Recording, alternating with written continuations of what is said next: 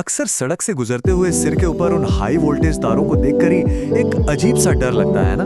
मतलब उन तारों में हजारों वोल्ट की बिजली दौड़ रही होती है, लेकिन जरा तारों पर मजे से बैठे इन पक्षियों को देखिए, एकदम चिल कर रहे हैं। आखिर ऐसा क्या है कि इतनी भयंकर बिजली इन्हें राख नहीं कर देती? तो मेन सवाल यही है कि जिन तारों को छूने भर की कल्पना से रोंगटे खड़े हो जाते हैं, उन पर बैठकर इन पक्षियों को शौक क्यों नहीं लगता?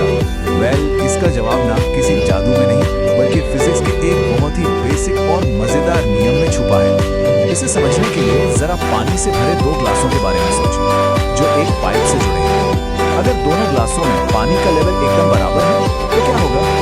कुछ नहीं, पानी अपनी जगह से हिलेगा ही नहीं। लेकिन जैसे ही एक ग्लास में पानी ज्यादा होता है, वो तुरंत बैलेंस बनाने के लिए दूसरे ग्लास की तरफ तेजी से भागने लगता है।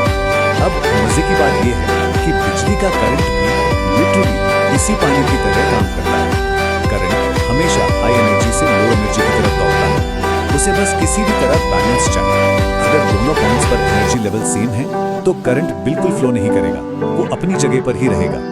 यही लॉजिक यहाँ भी लागू होता है। देखिए, किसी इंसान को करंट तब लगता है जब शरीर का एक हिस्सा हाई वोल्टेज तार को और दूसरा हिस्सा जीरो वोल्टेज वाली जमीन को एक साथ छूता है। ये जो एनर्जी का गैप है ना, यही करंट को शरीर से गुजार देता है। लेकिन पक्षियों के केस में उनके दोनों पैर एक ही तार पर होते हैं, मतलब दोनों पैरों पर वोल्टेज बिल्कुल बराबर होता है। कोई पोटेंशियल डिफरेंस नहीं, कोई असंतुलन नहीं, और इसीलिए कोई करंट नहीं लगता। और हाँ, एक और बात, सच कहूँ तो बिजली बहुत आलसी होती है। जी हाँ, वो हमेशा ट्रैवल करने के लिए सबसे आसान रास्ता ढूंढती है। अब तांबे का तार उसे आगे जाने के लिए एकदम खुला हाईवे देता है, जबकि पक्षी के शरीर से होकर जाना उसके लिए एक मुश्किल रास्ते जैसा है। तो करंट बस पक्षी को पूरी तरह इग्नोर करता है और सीधा तार से ही निकल जाता है ना कमाल?